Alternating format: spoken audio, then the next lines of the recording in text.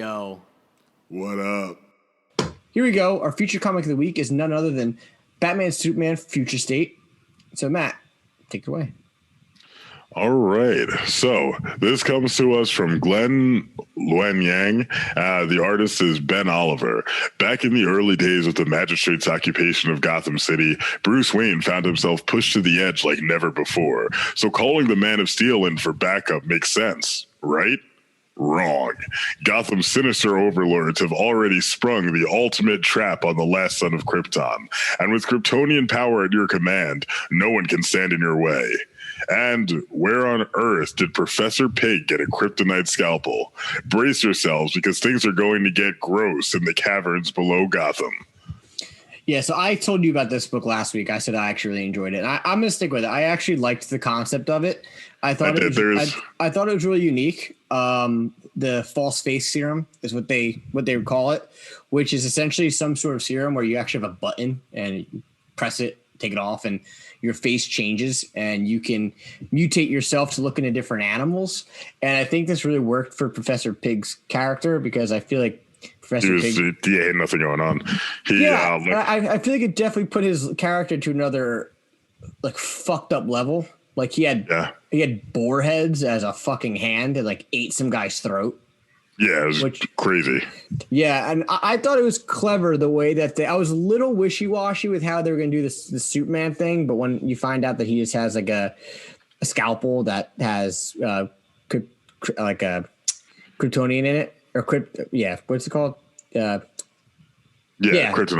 I'm sorry. Yeah, Kryptonite, and he ends up draining.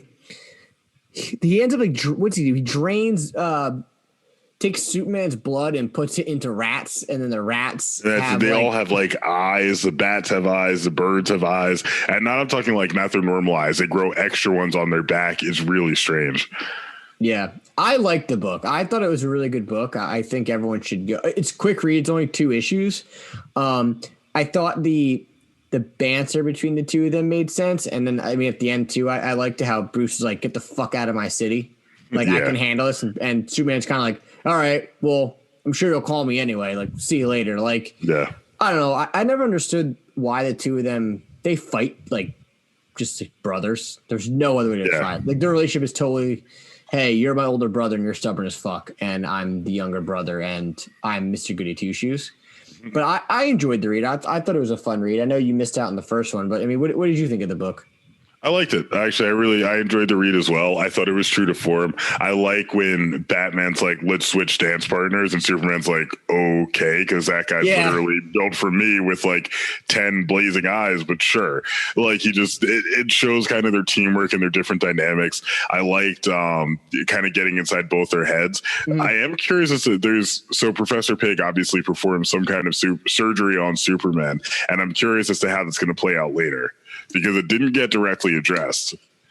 I wonder if they're going to address it or if they're going to leave it out. Because I feel like they have to. It's got to play into something later in the story, and I'm curious to see what that is or what kind of potential mutation that Superman now has.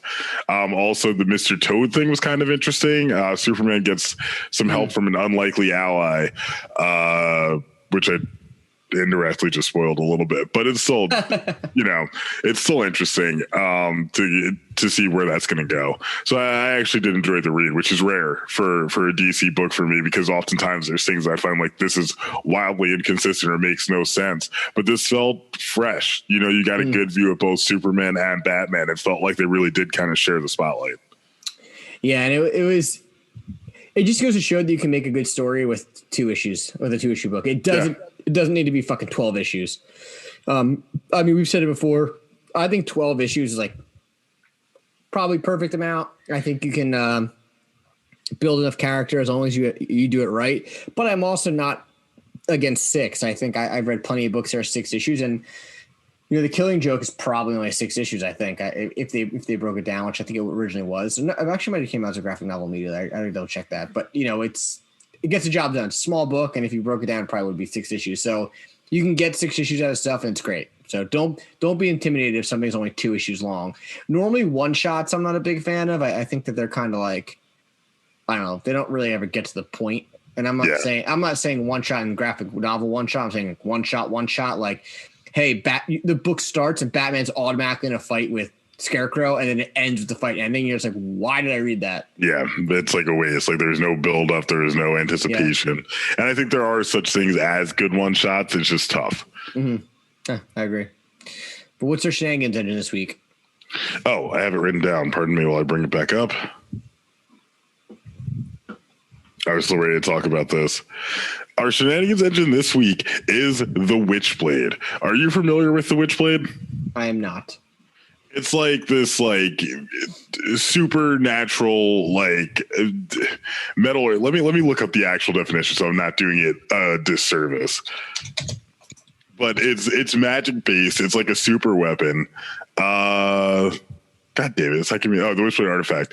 The Witchblade is the offspring of the universe's primal forces, the Angelus and the Darkness. To avert mutual destruction, a truce was struck, and basically it connects this woman and makes her like crazy strong. Like it's cool, but it's fucking weird, and it's definitely bullshit because she might wear less clothes than Red Sonja, but somehow doesn't what the fuck? really get hurt. Yeah, you just looked it up. She's wearing like a G-string. That's it. Yeah, and then she just has this like thing that like goes over her hand. Now I watched a TV show. The TV show was kind of cool, but it was like a suit of armor. She was not wearing that outfit. They made a TV show of this? Yeah, but she's not wearing that outfit. The TV show actually wasn't bad from what I remember. I mean, apparently they were trying to make a movie deal, and there's a picture here, and I hope it's fake because it looks fucking awful. Well, they were trying to do it with whatchamacallit? What's her face? Megan Fox. They were? Yeah. Damn it, man! If she was in that fucking movie with this, she'd be wearing absolutely nothing. Let's be honest. I mean, we would have gone to see it though. But so the Witchblade is, it's sentient, it's a gauntlet, and it possesses humans, typically women, as hosts on Earth. Shenanigans. Like, what are you talking about? Why are we so obsessed with gauntlets in comic books too?